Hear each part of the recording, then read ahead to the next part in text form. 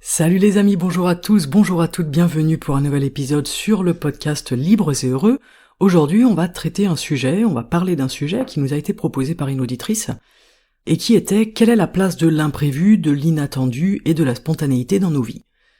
C'est un sujet que je trouve très intéressant, et puis je vais vous en parler d'un point de vue personnel évidemment, comme d'habitude, avec une réflexion autour de cette question. Je vous propose de commencer avec la notion d'imprévu et d'inattendu.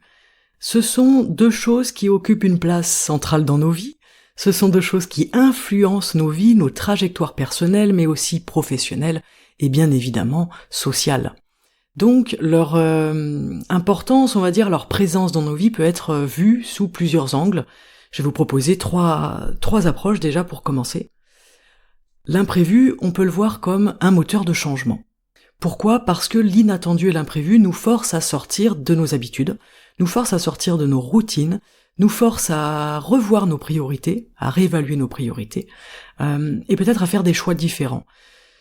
Tout ce qui est inattendu et imprévu dans nos vies peut engendrer soit des opportunités nouvelles, soit des risques. En tout cas, ça nous poussera toujours à trouver une voie créative, une solution peut-être, face à ce qu'on désignerait problématique. Souvent, les choses qui sont imprévues, ça nous rassure pas. C'est pas très rassurant, au contraire, ça nous stresse. Et bien souvent, les événements imprévus, les rencontres imprévues, inattendues, un accident de parcours dans notre vie, un accident tout court d'ailleurs, ça peut marquer un tournant décisif dans une vie. On peut prendre un exemple tout bête, d'une personne par exemple qui se casse le pied et dont la vie change considérablement. Cet exemple, il est tout à fait personnel. Il y a quelques années, j'avais fini un boulot et j'avais pris un mois de vacances. J'avais pas eu de vacances pendant longtemps. J'avais pris un mois de vacances avant de reprendre un autre boulot. Et pendant ce mois de vacances, bien évidemment, je me suis cassé le pied. Et du coup, après, on peut pas recommencer un nouveau travail. Donc, je m'étais retrouvé un petit peu coincé dans une situation imprévue, inattendue, et qui me forçait justement à sortir de ma routine, à sortir de ma vie, à sortir de ce qui était attendu. Voilà, ça c'est un exemple, il peut y en avoir d'autres qui peuvent être plus ou moins importants, hein. Ça c'est un exemple un petit peu bateau, mais je me rappelle bien cette période où je m'étais dit, rien ne se passe comme ça devait se passer. Voilà pour le petit imprévu comme moteur de changement, mais c'est aussi un facteur d'adaptation. L'imprévu, l'incertitude, l'inattendu nous poussent à l'adaptation. Pourquoi, encore une fois ? Parce que cet imprévu, il nous rappelle tout simplement la limite de notre contrôle sur les événements. Donc je continue avec cet exemple de la fracture du pied. En fait, à ce moment-là, je perds complètement le contrôle sur les événements à venir, sur comment est-ce que je vis ma vie, sur ce que j'avais prévu, sur ce qui était dessiné, sur le plan à suivre, etc. Donc ça nous incite, et ça nous invite, à développer des capacités d'adaptation, et également une capacité de résilience. Et c'est toujours intéressant de regarder la manière dont vous réagissez face à l'imprévu. Parce que la manière dont on réagit face à l'imprévu, l'inattendu, etc., c'est révélateur de votre flexibilité intérieure, de votre fluidité, de votre capacité d'adaptation, et de votre aspect émotionnel, on va dire, de comment est-ce que je gère mes émotions à ce moment-là. Quand quelque chose d'imprévu arrive dans notre vie, il est évident qu'émotionnellement on est chamboulé.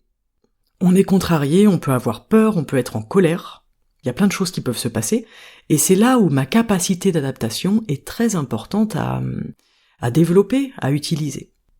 Donc on peut voir l'inattendu et l'imprévu comme une source aussi d'enrichissement personnel dans ce côté-là, c'est-à-dire que ça me force à m'adapter, ça me force aussi à élargir mon regard, ma vision. Je me retrouve dans une situation nouvelle à laquelle je fais face un petit peu désarmé. Du coup, c'est à moi de m'adapter et de changer ce qui est à changer.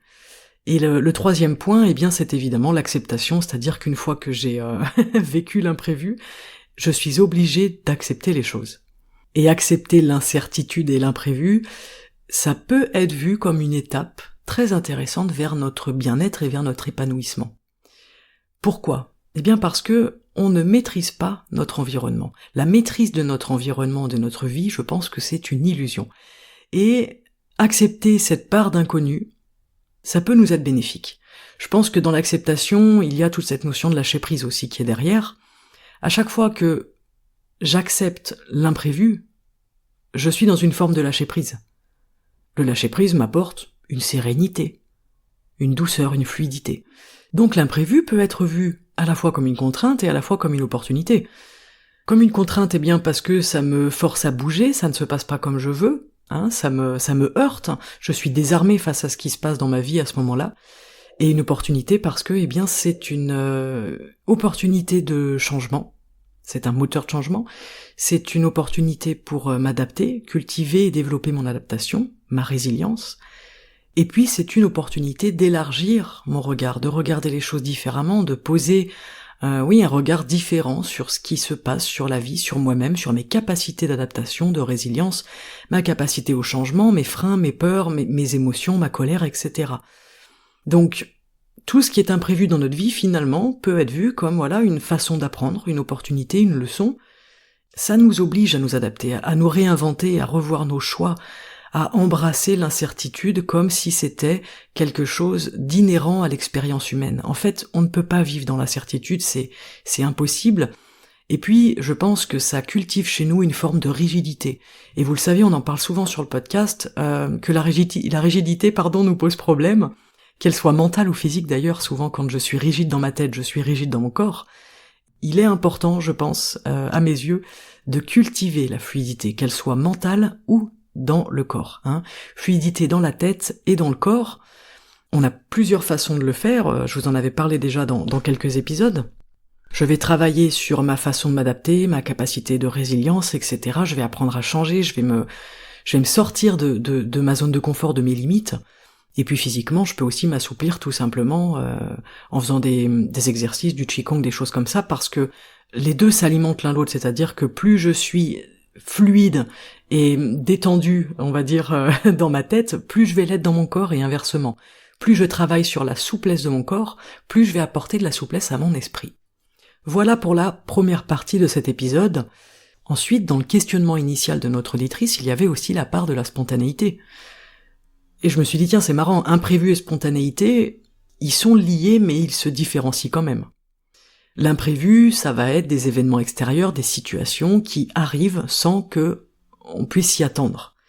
Donc ça va être le fruit, alors soit du hasard si on croit au hasard, soit de circonstances extérieures, soit d'éléments que l'on ne peut pas contrôler, et il y en a beaucoup. Donc l'imprévu, je pense qu'il peut être ou subi, ou accueilli. Ça dépend de comment est-ce que vous êtes dans votre état d'esprit. À chaque fois que quelque chose d'imprévu arrive dans votre vie, vous avez deux choix.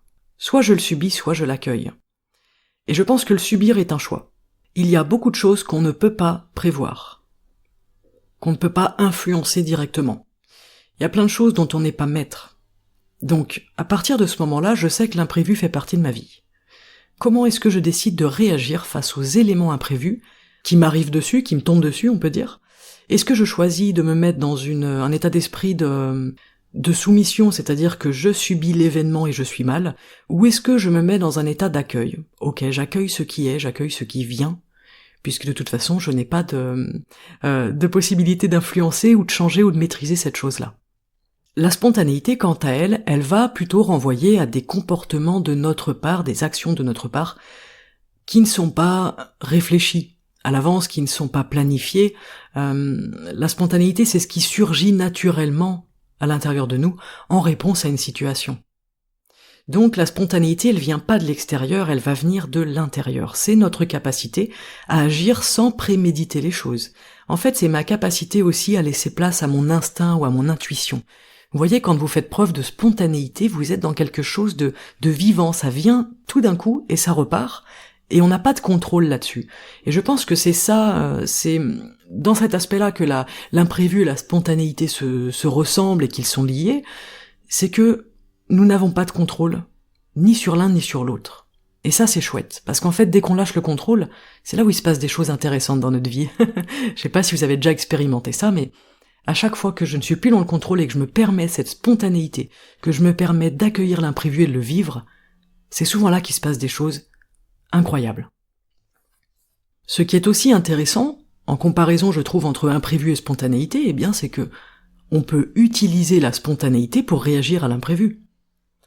Quand un événement imprévu arrive dans votre vie, ça demande une réaction rapide.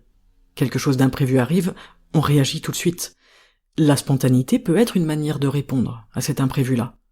Et c'est une manière naturelle d'y répondre, c'est-à-dire que j'ai pas pris le temps d'analyser avant, je n'ai pas réfléchi à l'avance, je n'ai pas planifié les choses. Dans ce cas, la spontanéité, elle peut devenir un outil d'adaptation à l'imprévu qui arrive dans ma vie. Donc cultiver la spontanéité, vous voyez que c'est quand même intéressant, parce que c'est grâce à ma spontanéité que je vais pouvoir être capable de réagir correctement à l'imprévu et de ne pas le subir. C'est comme ça que je vais pouvoir l'accueillir en fait. Mais ce qui est aussi intéressant, j'ai fait un petit peu mes petites recherches sur l'imprévu, la spontanéité, un petit peu voir ce que je trouve aussi d'autres points de vue, et j'ai lu quelque chose que j'ai trouvé intéressant, qui nous disait que la spontanéité, ça peut aussi être la source de l'imprévu pour les autres personnes qui vous entourent. Plus vous allez être dans la spontanéité, plus vous allez surprendre votre entourage, peut-être même que vous allez le déstabiliser. Vous allez être générateur de l'imprévu dans la vie de quelqu'un d'autre.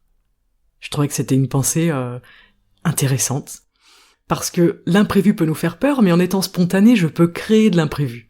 Et c'est comme si on prévoyait de créer de l'imprévu. Bon, ça me faisait sourire. Mais voilà, l'imprévu c'est quelque chose d'extérieur qui, entre guillemets, s'impose à nous, c'est-à-dire que je n'ai pas le choix, c'est là. Donc, qu'est-ce que je fais? Comment est-ce que je réagis? Est-ce que je subis? Est-ce que j'accueille les choses?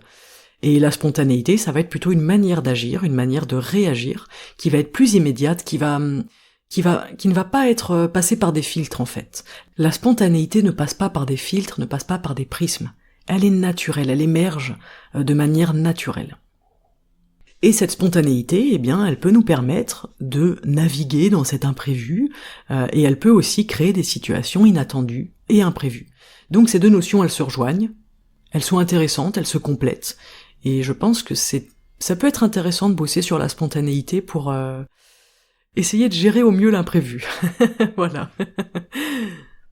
Ce que j'aime bien avec la spontanéité, c'est que dans notre vie, ça nous amène à des choses intéressantes, tant sur le plan personnel que sur le plan relationnel. Quand je suis spontané, je suis authentique. Ça, c'est intéressant. Je suis dans mon intuition, je ne suis pas freiné justement par mes prismes et par mes filtres. Je ne suis pas freiné par mes réflexions. Parce que là où il y a de la spontanéité, on pourrait se dire peut-être qu'il n'y a pas de pensée. Et je pense qu'on pense trop. On a des pensées excessives, donc la spontanéité peut être un moyen aussi de bosser sur l'excès de pensée. Ça nous permet d'être nous-mêmes, de manifester vraiment ce qu'on ressent, ce qu'on est, ce qu'on n'aime pas également. Ça manifeste nos vrais désirs, d'une certaine manière, et ça renforce notre authenticité, et ça nous aide à mieux nous connaître, à être plus authentique avec les autres, à avoir des relations peut-être qui sont moins fausses, qui sont plus vraies. La spontanéité, ça peut aussi nous apporter de la légèreté dans la vie. Parce que la spontanéité va créer des moments inattendus, des moments improvisés. Vous voyez, des fois, on prévoit des repas, on prévoit des sorties, on prévoit des activités, on passe un bon moment, des fois on passe pas un bon moment, ça dépend. Et puis, des fois, vous retrouvez comme ça un soir, vous avez 4 copines qui débarquent à l'improviste chez vous, ou 4 copains, et là vous passez une super soirée, vous aviez rien prévu, vous avez rien dans le frigo, vous partagez une bouteille de chardonnay qui traîne dans la cave, vous mangez 3 chips et vous faites des œufs au plat, et vous passez votre meilleure soirée. Parce qu'il y a de la légèreté, il n'y a pas d'attente, il n'y a pas de stress, il n'y a pas de pression, il n'y a pas de pensée excessive. Je trouve ça génial à quel point souvent les soirées les moins improvisées, les moments les moins improvisés avec nos proches, peuvent être les meilleurs, les plus légers qu'on puisse vivre, et on partage beaucoup de plaisir, c'est plus authentique. Donc je trouve que la spontanéité, parfois, c'est vraiment intéressant pour ça. On retrouve cette notion d'authenticité et cette notion de légèreté, ça renforce les relations humaines dans les interactions sociales, etc. Ça rend les choses plus naturelles et plus fluides. Et dans ces soirées, quand elles sont improvisées comme ça et que chacun amène un truc un petit peu à l'arrache, ça crée des moments particuliers, des moments de complicité, des moments d'amusement, et on sort des choses un peu plus formelles.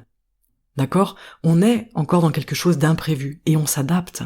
Tout le monde s'adapte. Je trouve que c'est assez intéressant. Moi, j'ai passé mes meilleures soirées comme ça, avec des moments absolument improvisés, où on n'avait rien, personne n'avait rien dans les frigos, et on fait ça un peu à l'arrache, si je peux me permettre. Et en fait, on passe nos meilleurs moments, parce que on sort de tout ça, on sort justement du côté prévu, calculé, réfléchi, etc. et ça renforce une espèce de sensation d'intimité, de proximité, et ces moments spontanés, ils sont perçus comme sincères, comme authentiques et comme légers. En tout cas, c'est mon avis. Vous me direz ce que vous en pensez, mais je trouve que c'est une façon intéressante de cultiver la spontanéité dans nos vies. La spontanéité peut aussi nous aider et nous amener à sortir de notre zone de confort, à prendre des risques, à expérimenter de nouvelles choses, à être curieux, et ça, c'est bénéfique. C'est bénéfique parce qu'on peut avoir de nouvelles opportunités dans nos vies, on peut découvrir de nouvelles choses qui nous plaisent, de nouvelles personnes, on peut prendre des décisions qui nous semblaient impossibles à prendre, parce que du coup on n'est plus arrêté par la peur, on n'est plus arrêté par la pensée excessive, par le qu'en dira-t-on, etc. En fait, je suis dans la spontanéité, je me fie à mon instinct, je me fie à mon intuition, et j'y vais en réfléchissant le moins possible. Je pense que la spontanéité, ça enrichit notre vie, ça lui apporte de la fluidité, de la douceur, ça lui apporte de l'authenticité, et puis une capacité d'adaptation, ça nous apporte vraiment quelque chose de plus fluide en fait. C'est vraiment comme si on naviguait, vous voyez, entre les choses. Vous êtes en bateau et vous naviguez entre les obstacles tranquillement, en douceur, mais sans trop réfléchir. Vous n'avez pas prévu un trajet à l'avance. Vous y allez, vous vous dites, on verra comment ça se passe, et puis on va faire obstacle par obstacle, tranquillement. Ça nous permet aussi de cultiver un état d'esprit différent, d'être plus ouvert aussi, d'être peut-être plus attentif. Quand je suis dans la spontanéité, c'est-à-dire que j'accepte l'idée de l'imprévu, ça veut dire que je suis beaucoup plus attentif dans ma vie. Je regarde les choses vraiment différemment. Il y a moins de croyances et de choses figées. Je ne suis pas en train de me dire ça se passera comme ça, puisqu'en fait j'en sais rien, donc ça se passera comme ça se passera. Ça nous invite vraiment à lâcher prise. Je trouve que c'est un outil très très très intéressant pour lâcher prise. Voilà pour ce petit podcast aujourd'hui, c'est sur cette réflexion que j'ai trouvée très intéressante, donc je remercie Fanny qui nous a proposé l'épisode cette semaine. C'est une super idée. Voilà, j'espère que ça vous aura apporté quelques éclaircissements, peut-être des moments de réflexion, pourquoi pas, et puis que ça vous aura donné envie de cultiver la spontanéité dans votre vie, et puis d'avoir moins peur de l'imprévu, des choses inattendues qui se présentent à vous, puisque je pense qu'on en aura toute notre vie des choses inattendues et imprévues, et je pense que ça nous apprend toujours à être plus flexible, à être plus fluide à l'intérieur de nous, à se détendre en fait. Je pense que toutes ces choses-là nous invitent à nous détendre sincèrement à l'intérieur de nous. Plus je suis détendu, plus les choses peuvent se transformer, puisque la transformation se fait dans la fluidité. Et vous savez, c'est assez marrant parce que quand on est en coaching, quand je fais des séances de coaching, j'insiste toujours pour que les personnes soient le plus spontanées possible, c'est-à-dire qu'on fait des exercices, on va poser des questions ciblées, des questionnements qui vont nous amener quelque part, et plus on met des filtres dans la réponse, moins la réponse elle est intéressante. Donc, tout le temps en coaching, voilà, j'invite les personnes à être le plus spontanées possible. Et il faut pas s'attarder sur le mot qui sort, sur l'expression qui sort, sur la façon de dire les choses, parce qu'en fait ce qui nous intéresse c'est le contenu, c'est la spontanéité. Et il y a plein de personnes qui au début ne sont pas spontanées parce que c'est difficile de lâcher notre contrôle, de lâcher le mental, de lâcher la pensée excessive. C'est difficile de faire sortir cette chose spontanée de nous-mêmes, mais une fois que ça vient, c'est hyper intéressant. C'est là où on avance le plus d'ailleurs.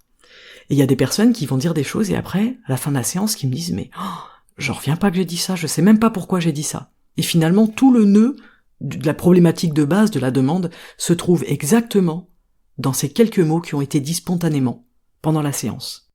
C'est vraiment intéressant. C'est les meilleurs moments quand vous arrivez à être dans la spontanéité, parce qu'il sort des choses que vous n'auriez pas imaginé sortir. C'est quand les mots sortent avant que la pensée ait eu le temps de s'en mêler, en fait. C'est super intéressant.